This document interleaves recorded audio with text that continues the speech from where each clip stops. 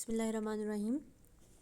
अस्सलाम वालेकुम स्टूडेंट्स। जैसा कि हम आप सॉलिड्स पढ़ रहे हैं, तो सॉलिड्स में से हमने ये तो वाला टॉपिक जो था हमारा यूनिट सेल वगैरह वाला, वो हमने अपना डिस्कस कर लिया था।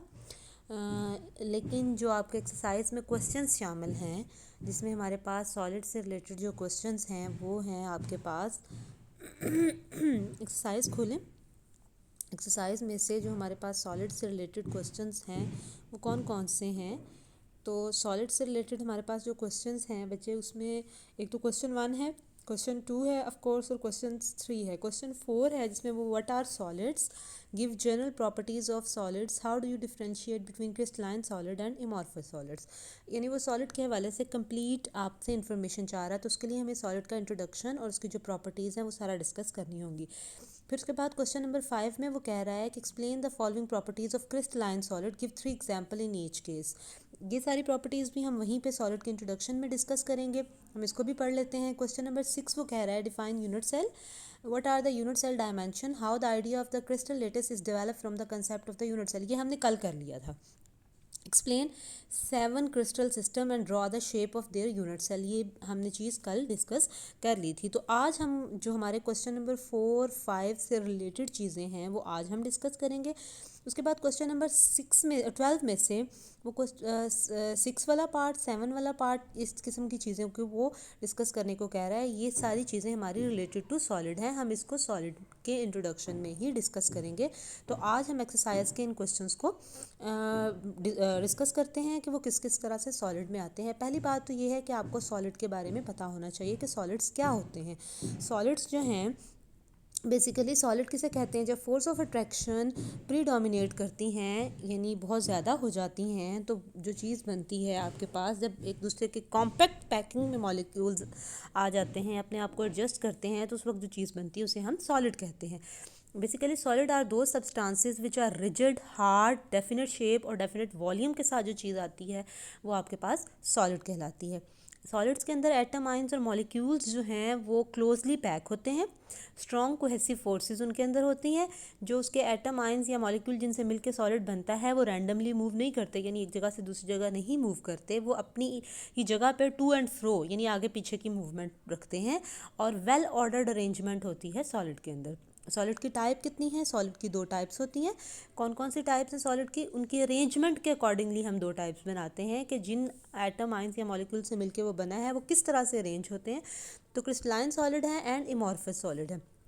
क्रिस्टलाइन सॉलिड्स वो सॉलिड्स होते हैं जिसमें जो उनके कॉन्स्टिट्यूएंट्स हैं जिनसे मिलके वो बनता है, जैसे एटम आइंस या मॉलिक्यूल्स हैं, वो डेफिनेट 3 डायमेंशन में, डेफिनेट पैटर्न्स में अरेंज होते हैं स्पेस के अंदर, और वो शेप देते हैं, प्रॉपर एक ज्योमेट्री देते हैं, उसको हम कहते हैं क्रिस्टलाइन सॉलिड। और ये वाला जो है ये रीअकरिंग होती है, यानी ज्योमेट्रिकल पैटर्न जो है वो 3 डायमेंशन में वो हर तरफ अराइज कर रहा होता है। इमॉर्फस सॉलिड्स जो हैं वो कौन से सॉलिड्स होते हैं? तमाम सॉलिड्स जो हैं वो क्रिस्टलाइन नहीं होते, कुछ सॉलिड्स जो हैं वो इमॉर्फस भी होते हैं, यानी शेपलेस होते हैं। इमॉर्फस सॉलिड्स वो सॉलिड्स हैं जिनमें एटम आयंस या मॉलिक्यूल जो हैं वो रेगुलरली ऑर्डर्ड अरेंजमेंट नहीं रखते, उनको हम इमॉर्फस सॉलिड कहते हैं।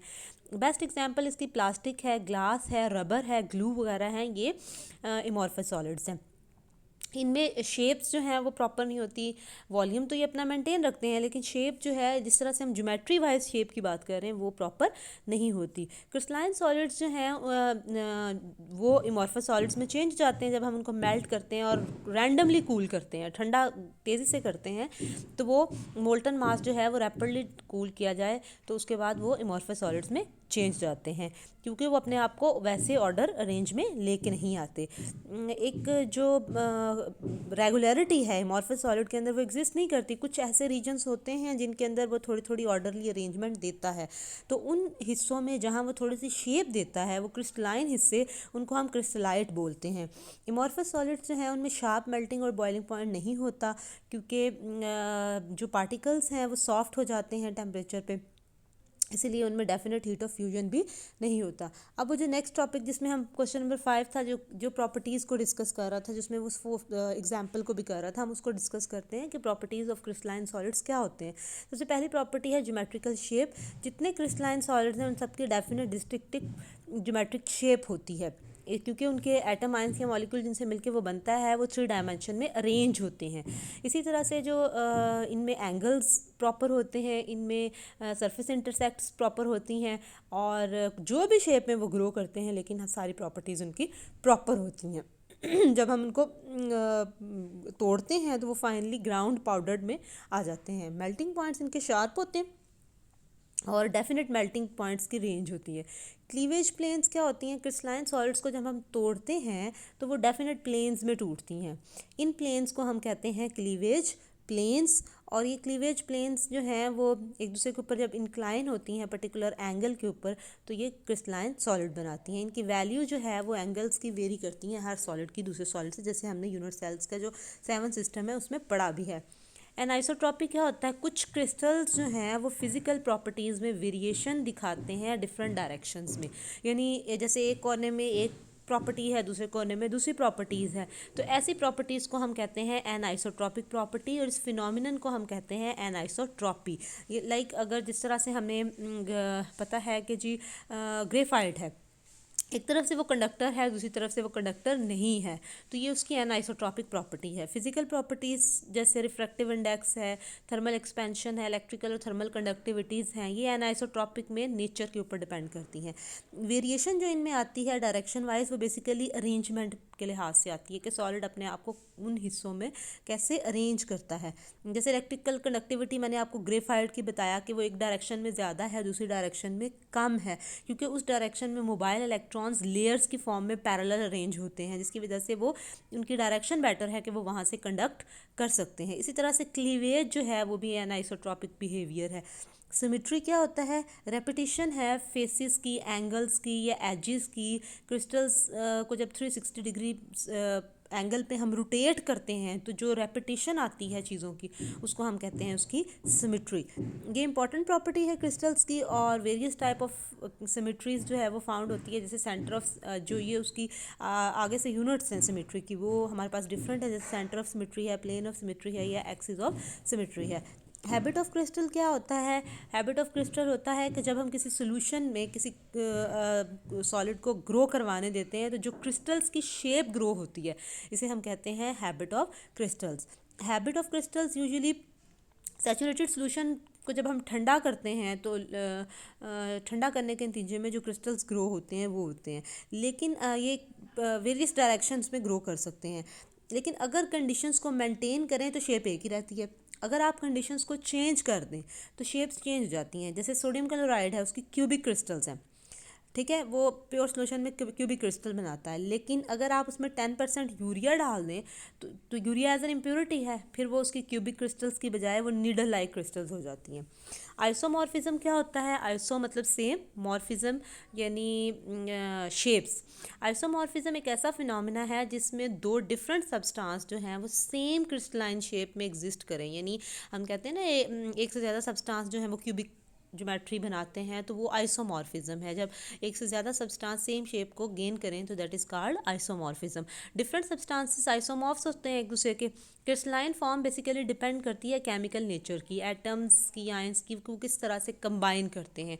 ये जो रेशो होती है ना उनके दरमियान में, ये प्रिडिक्ट करती है इस चीज़ को, आइसोमॉर्फिज्म को, कि एटम्स जो मिलके बनते हैं उनके दरमियान अगर रेशो सेम हो तो फिर वो अपनी शेप्स भी सेम लेते हैं। फिजिकल और केमिकल प्रॉपर्टीज़ डिफरेंट भी होती हैं उनकी, लेकिन आइसोमॉर्फिक शेप्स जो हैं वो सेम होती हैं। फॉर एग्जांपल देखें, सोडियम नाइट्रेट और पोटेशियम नाइट्रेट दोनों रोम्बोहेड्रल हैं। पोटेशियम सल्फेट और पोटेशियम क्रोमेट दोनों ऑर्थोरोम्बिक हैं। जिंक सल्फेट और निकल सल्फेट दोनों ही ऑर्थोरोम्बिक है। सोडियम फ्लोराइड, मैग्नीशियम ऑक्साइड ये क्यूबिक बनाते हैं। कॉपर सिल्फर ये भी क्यूबिक बनाते हैं। जिंक कैडमियम ये हेक्सागोनल शेप बनाते हैं। इस तरह से नेगेटिवली चार्ज आयन जैसे नाइट्रेट, कार्बोनेट्स वगैरह हैं, ये सेम है, सिमिलर शेप्स हैं इनकी, तो इस तरह से ये सेम यूनिट होने की वजह से सेम टेट्राहेड्रल ज्योमेट्री देता है। पॉलीमॉर्फिज्म क्या होता है? आइसोमॉर्फिज्म का उलट है।